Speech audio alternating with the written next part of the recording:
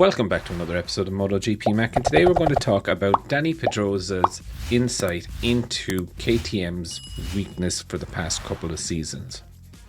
Now, Danny Pedrosa has been with KTM for 7 seasons now, so it's fair to say he has a good insight into the evolution of where the bike has come from and probably where the bike needs to go. But in a recent interview, he was saying that the riders know where the main areas that they need to work on the bike. However, there are a couple of key points where the KTM really needs to improve. And what Danny was saying is that the main area is tires. And he goes on to say that, some tracks suit some tire compounds, which some tires suit some bikes better than others.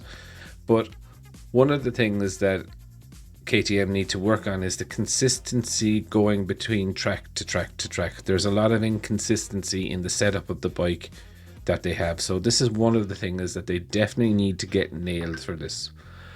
The other thing that they need to work on is, and probably one of the things that kills them the most, their pace is normally okay on the KTM. However, what tends to happen is that when they bolt on the soft set of tires for qualifying, they don't get that 1 second leap forward like what happens on the Ducatis.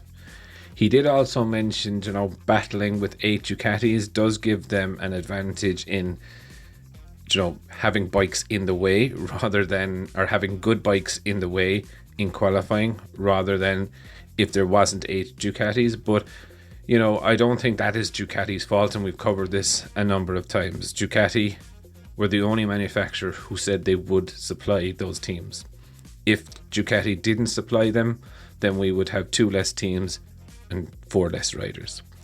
But what he was saying though is that this is where they really need to focus, because they do start further back the grid than they want to. When they start in the top or the front half of the grid, they can normally run a good race pace and normally finish high up within the top 5, top 10, no problem.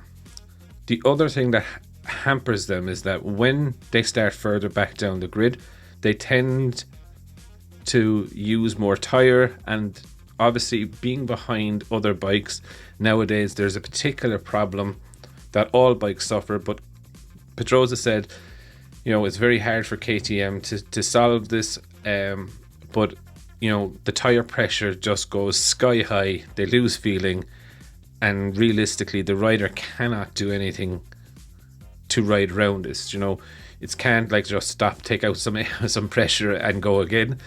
So they have to stick with it, and they need to kind of look at what maybe Ducati are doing. Ducati do seem to have a better balance between the hard and soft compounds that allow them to handle the situations better, especially with high tire pressure, and also in qualifying where they can bolt on a new set of soft tires and go that little bit faster.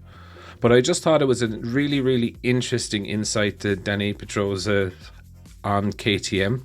And we have to remember that KTM in the teams championship now finished second behind Ducati.